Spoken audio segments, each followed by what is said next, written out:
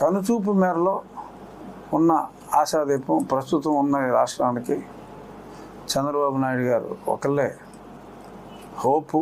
ఎందుకంటే అనుభవం ఉంది, సో కష్టపడే మనస్తత్వం ఉంది, వయసును లెక్క చేయని తత్వం ఉంది. కాబట్టి డెఫినెట్గా ఈ రాష్ట్రం బాగుపడాలి అంటే అది ఆయన ఒక్కడి వల్లనే సాధ్యం అనే ఒక భావంతో నేను నిన్న ఆ పార్టీలో జాయిన్ అవటం జరిగింది. సో రచ్చబండ పార్ట్ ఓవర్. ఇప్పుడు దీని మీద రకరకాలుగా ప్రశ్నలు, మరి రకరకాల ఊహాగానాలు మీడియాలోనే వస్తున్నాయి, కొన్ని నిజమైపోతున్నాయి. సో అంచేత మీరు ఏం అడగాలనుకుంటారో సిగ్గు లేకుండా అడిగండి.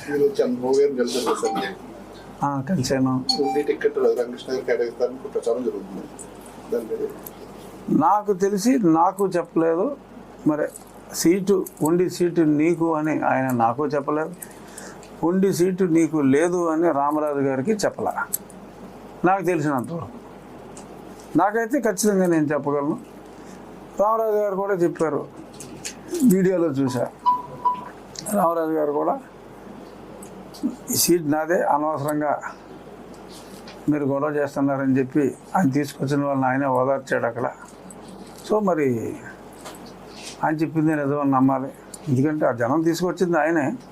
బట్ అని చెప్పారు, సో కాదని అనుకోవాలి. ఇంకో ప్రచారం కూడా ఉంది, పార్లమెంట్ ఇన్ఛార్జ్ ఇచ్చి ఎక్కడ దొరికిన ఎమ్మెల్యేగా టికెట్ ఇస్తారు. ఇన్ఛార్జ్గా మీరే ఉంటారు పార్లమెంట్కి, టికెట్ అయితే కన్ఫర్మ్. ఎక్కడ అది పార్లమెంట్ అయి ఉండొచ్చు, అసెంబ్లీ ఏమో మరి. నేనైతే ఖచ్చితంగా పోటీ చేస్తాననే అనుకుంటున్నా. నేనేమి కండిషన్లు అయితే పెట్టి పార్టీలోకి రాలా. కానీ నేను అంటూ పోటీలో లేకపోతే ప్రజలు యాక్సెప్ట్ చేస్తారని నేనైతే అనుకోవట్లా.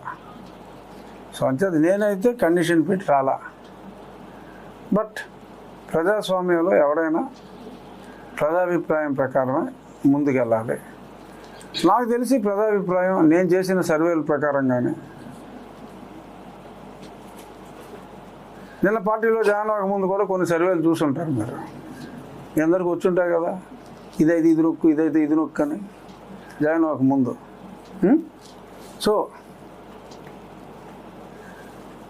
ఇప్పుడు నేను ఒక పార్టీలో జాయిన్ అయ్యాను కాబట్టి ఆ పార్టీ నిర్ణయం నేను ఫాలో అవ్వాలి, ఆ పార్టీలు ప్రజా నిర్ణయం ఫాలో అవ్వాలి. సో అంచేత ఖచ్చితంగా నేనైతే పోటీలో ఉంటా. ఎక్కడి నుంచి, నర్సాపురం నుంచా,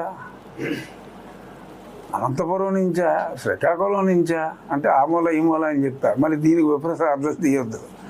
సో అంచేత నేనైతే పోటీలో ఉంటా, అందులో ఏమీ అనుమానం అయితే లేదు. పార్టీ ఎక్కడి నుంచి పోటీ చేయమంటే అక్కడి నుంచి పోటీ చేస్తా. ఎమ్మెల్యేయా ఎంపీ అనేది ఆయన చంద్రబాబు నాయుడు గారు డిసైడ్ చేయాలి, లేకపోతే ఈలోపు కాలక్షేపంగా మీరైనా డిసైడ్ చేయాలి. నాకైతే ఏమోలా ప్రస్తుతానికి. అసలు ఇన్ఛార్జ్ ఇవ్వటం అంటే నేనే ఎంపీని, ఇంకా జూన్ 4 దాకా నేనే ఎంపీని, నన్ను పీకే వాడు ఎవరు లేడు. నిన్న జాయిన్ అయిన తర్వాత పలానా చోట నుంచి పోటీ చేస్తాను నాయుడు గారు మీరు అడిగారండి.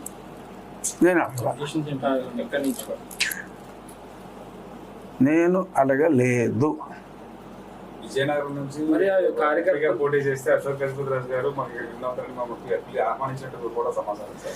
విజయనగరం నుంచి నేను పేర్లు చెప్పాను కానీ ఆల్మోస్ట్ అక్కడ ఉన్న వాళ్ళందరూ ఆహ్వానించారు సార్. కానీ వైజాగ్ సౌత్ నుంచి కానీ లేకపోతే ఇక్కడ ఊటూరు 4-5 ఛాన్సెస్ ఉన్నట్టుగా కూడా సమాచారం సార్. నాకైతే తెలియదు, అందుకే అన్నాను కదా ఎక్కడి నుంచైనా పోటీలో ఉంటాననే అనుకుంటున్నా, ముందే చెప్పేసాను.